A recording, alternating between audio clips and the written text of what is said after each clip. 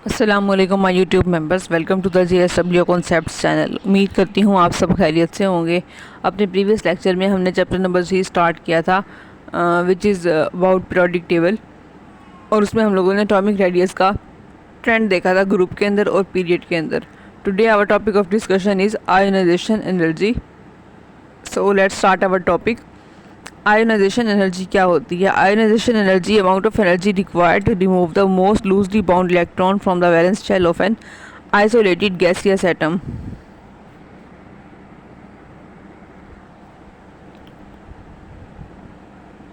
The amount of energy needed to remove successive electrons present in an atom increases. अब ionisation energy वो energy होती है जो हमें रिक्वायर्ड होती है न्यूक्लियस के आउटर मोस्ट शेल में से इलेक्ट्रॉन को निकालने के लिए।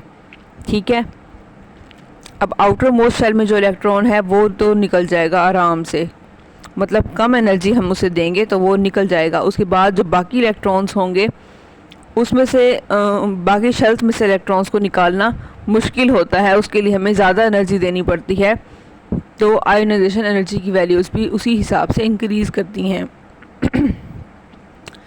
If there is only one electron in the valence shell, अगर हमारे वैलेंस शेल में एक इलेक्ट्रॉन हो तो उसको निकालने के लिए जो एनर्जी रिक्वायर्ड होगी उसको हम बोलेंगे first ionisation energy. First ionisation energy sodium की होती है +496 किलो जूल पर मोल। आपने इसको MCQ में याद रखना है। लेकिन वो कह रहे हैं कि जब एक से ज़्यादा इलेक्ट्रॉन्स हों तो हम 1 बाय 1 करके ही निकालते हैं, लेकिन उसमें हमें ज़्यादा एनर्जी देनी पड़ती है। ग्रुप 2 और ग्रुप 3 एलिमेंट्स जो हैं, ग्रुप 2 और ग्रुप 3 के एलिमेंट्स में एलिमेंट्स के आउटर शेल्स में एक से ज़्यादा इलेक्ट्रॉन्स होते हैं, इसीलिए उनकी आयोनाइजेशन एनर्जी की वैल्यूज़ भी बहुत ज़्यादा होती हैं, क्योंकि उसमें से इलेक्ट्रॉन्स को निकालना मुश्किल हो जाता है, क्योंकि इलेक्ट्रॉन्स एक दूसरे के लिए अट्रैक्शन होती है, इलेक्ट्रॉन अट्रैक्ट करते हैं एक दूसरे को, इफ़ेक्टिव न्यूक्लियर चार्ज प्रोड्यूस करते हैं।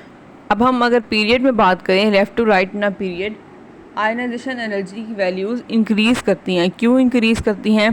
क्योंकि हमने ऊपर पढ़ा था कि लेफ़्ट टू राइट पीरियड में नंबर ऑफ़ शेल्स इंक्रीज़ नहीं हो रहे होते, बल्कि इलेक्ट्रॉन्स उन्हीं शेल्स के अंदर ऐड हो रहे होते हैं। तो एटॉमिक साइज़ कम होता है पीरियड में। जब एटॉमिक साइज़ कम होगा तो न्यूक्लियस और वैलेंस इलेक्ट्रॉन्स में attraction, electrostatic forces of attraction बहुत ज़्यादा होंगी। जब अट्रैक्शन ज़्यादा होगी तो इलेक्ट्रॉन्स को निकालना भी मुश्किल हो जाएगा। इसीलिए वो कह रहे हैं कि पीरियोडिक टेबल में जो लेफ़्ट साइड पे एलिमेंट्स होते हैं उनकी आयोनाइजेशन एनर्जी की वैल्यूज़ पीरियड में कम होती हैं, जबकि राइट साइड पे जो होते हैं वो उनकी वैल्यूज़ बहुत ज़्यादा होती हैं। नीचे उन्होंने सेकंड पीरियड के एलिमेंट्स दिखाए हैं लिथियम से नियोन तक। अब लिथियम की आयोनाइजेशन एनर्जी की वैल्यू कम है 520, और नियोन की 2081 बहुत ज़्यादा है। तो आयोनाइजेशन एनर्जी जो है पीरियड में इंक्रीज़ करती है। नेक्स्ट उन्होंने ट्रेंड बताया है आयोनाइजेशन एनर्जी का ग्रुप के अंदर। जब हम ग्रुप में from top to bottom move करते हैं तो टॉप टू बॉटम मूव करने पर नंबर ऑफ़ शेल्स इंक्रीज़ होते हैं। नंबर ऑफ़ शेल्स इंक्रीज़ होते हैं तो न्यूक्लियस और आउटर मोस्ट इलेक्ट्रॉन्स के दरमियान फासला बढ़ता जाता है। फासला बढ़ेगा तो अट्रैक्शन जो होगी, इलेक्ट्रोस्टैटिक फोर्सेस ऑफ अट्रैक्शन, वो वीक हो जाएंगी। उसकी वजह से इलेक्ट्रॉन्स को निकालना आसान हो जाएगा। तो आयोनाइजेशन एनर्जी की वैल्यूज़ डिक्रीज़ करेंगी from top to bottom in a group. अब उन्होंने एक साइड पे टेबल दिखाया है लिथियम, सोडियम, पोटाशियम, रुबीडियम और सीजियम का। अब इनकी आयोनाइजेशन एनर्जी की वैल्यूज़ 520 से 377 पे डिक्रीज़ हो रही हैं। क्लियर। नेक्स्ट हम बात करते हैं इलेक्ट्रॉन एफिनिटी की। इलेक्ट्रॉन एफिनिटी क्या होती है? Electron affinity amount of energy released when an electron is added in the outermost shell of an isolated gaseous atom. Electron affinity वो अमाउंट ऑफ एनर्जी होती है जो तब रिलीज़ होती है जब हम एक आउटर मोस्ट शेल के अंदर इलेक्ट्रॉन को ऐड करते हैं। एफिनिटी का मतलब होता है अट्रैक्शन। तो इलेक्ट्रॉन ऐड करने से जो एनर्जी रिलीज़ होगी उसको बोलेंगे इलेक्ट्रॉन एफिनिटी। नीचे उन्होंने इक्वेशन दिया है फ्लोरीन की, कि फ्लोरीन के अंदर जब हम एक इलेक्ट्रॉन ऐड करते हैं तो वो F नेगेटिव बनता है, फ्लोराइड आयन बनता है, एनाइन बनता है और इसकी एनर्जी -328 होती है kilo joule per mole. Affinity means attraction, तो electron affinity means tendency of an atom to accept an electron to form an A9.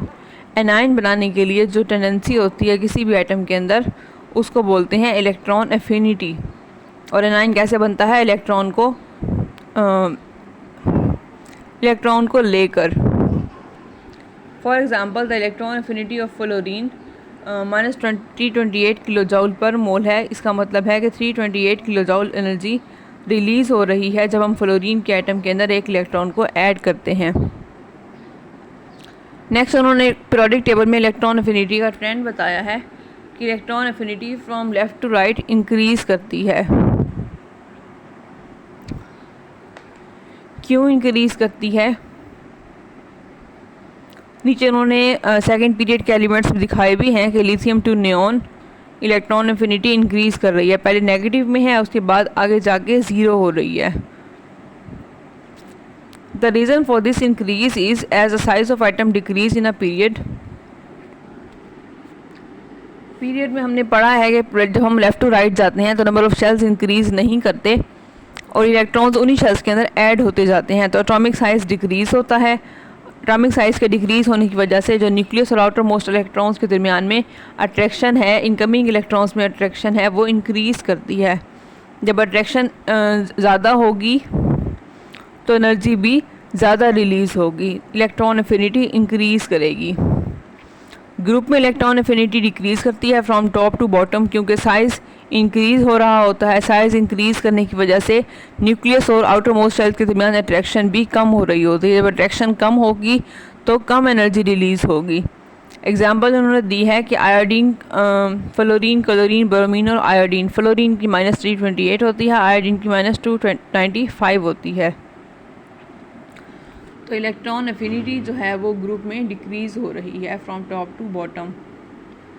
Next हमारे पास है इलेक्ट्रोनेगेटिविटी। इलेक्ट्रोनेगेटिविटी क्या होती है? Ability of an atom to attract the shared pair of electrons towards itself in a molecule is called electronegativity. Electronegativity क्या होती है? Shared pair of electrons को अट्रैक्ट करने की सलाहियत को इलेक्ट्रोनेगेटिविटी बोलते हैं। ये हमारे पास कोवलेंट टाइप ऑफ